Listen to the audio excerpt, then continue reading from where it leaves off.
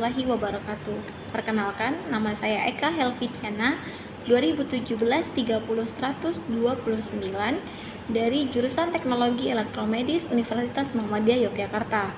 Di sini saya akan mempresentasikan hasil PKL rumah sakit di PKU Muhammadiyah Gamping pada tanggal 6 Januari sampai 29 Februari 2020.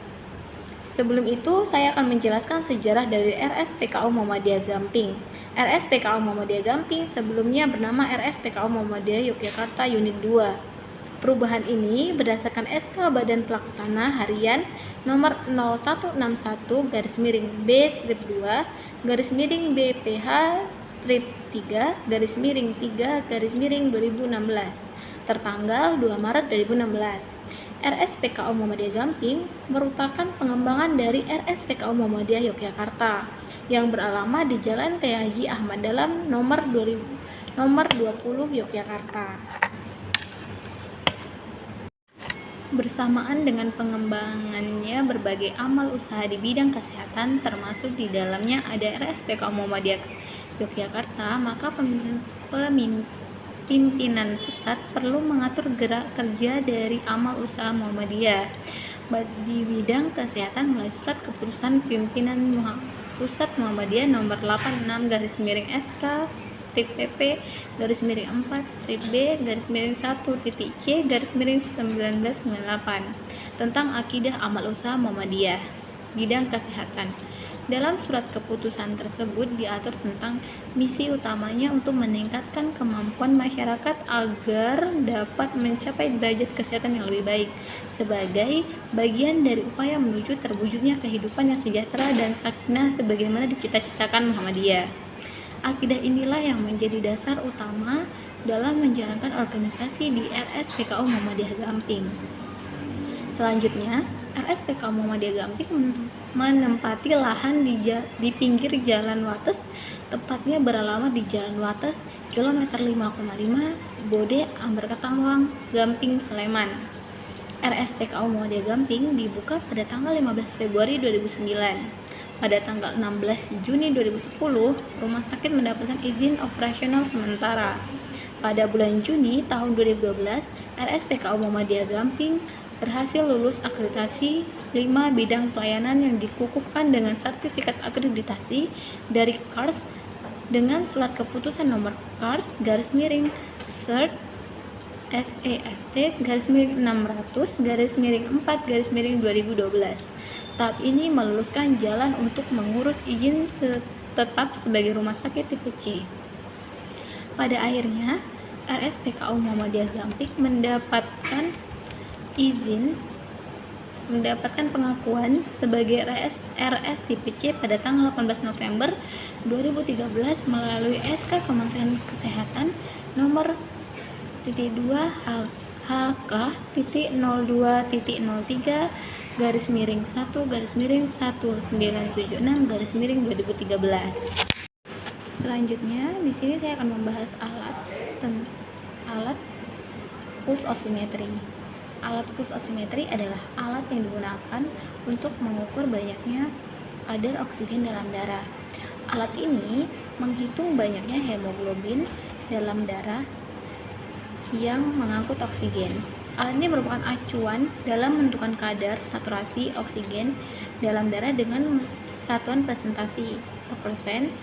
Selain digunakan untuk menghitung saturasi kadar oksigen, pulse oximetry juga digunakan untuk menghitung detak jantung pasien atau heart rate. Pulse oximetry sangat terpengaruh oleh beberapa variabel seperti ambient light, HB, irama jantung, kekuatan, denyut nadi, dan fungsi jantung. Alat ini tidak mengidentifikasikan ventilasi pasien, akan tetapi lebih menggambarkan keadaan oksigenisasi dalam darah arteri. Pulse oximetry merupakan sensor yang terdiri dari light emitting diode atau LED berwarna merah dengan light infrared. Cahaya dari dua buah komponen ini akan ditangkap oleh fotodetektor yang menghasilkan sinyal listrik. tadi akan diproses oleh microcontroller dan ditampilkan nilai dan grafiknya pada layar display. Indikasi penggunaan alat pulse oximetry adalah untuk menghitung kepekatan oksigen dalam darah karena berbagai macam alasan. Misalnya pada pasien yang mau menjalani operasi atau pasien yang telah melakukan operasi. Biasanya dilakukan pengecekan kadar oksigen untuk membantu penambahan atau tidaknya oksigen pada pasien. Nah, selanjutnya saya menjelaskan SOP, cara penggunaan standar operasional prosedur alat. Nah, yang pertama, siapkan alat dan menjelaskan kepada pasien bahwa akan dipasangkan alat pendeteksi kadar oksigen pada jari. Memposisikan pasien dengan nyaman, meletakkan alat pada jari pasien dan pastikan alat terpasang dengan benar. Nyalakan alat dan kemudian tunggu 1 menit untuk pembacaan. Mencatat hasil pembacaan dari alat, kemudian mematikan alat, kemudian selanjutnya membersihkan alat dan mengembalikan alat ke tempat semula. Untuk penempatan pulse oximeter sendiri ada standar khusus. Yang pertama, ruangan tidak boleh lembab. Yang kedua, hindari alat dari suhu dan tekanan yang ekstrim. Yang ketiga, letakkan alat di tempat yang mudah terjangkau. Kemudian selanjutnya saya akan bicara pemeliharaan. Untuk pemeliharaan alat pulse oximeter sendiri, yang pertama pengecekan fungsi alat. Yang kedua, memeriksa baterainya setelah digunakan gimana, kemudian memeriksa baterainya masih bagus atau tidak, pengecekan bagian baterai. Yang ketiga, membersihkan alat menggunakan cairan disinfektan dengan cara semprotkan cairan pada kain bersih dan kemudian usapkan pada permukaan alat dan permukaan sensor.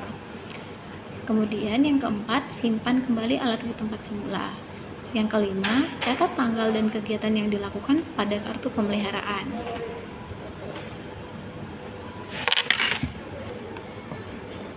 Untuk bagian alat pulse oximetry hanya ada 2, yaitu display dan tombol indikator kayak tombol powernya.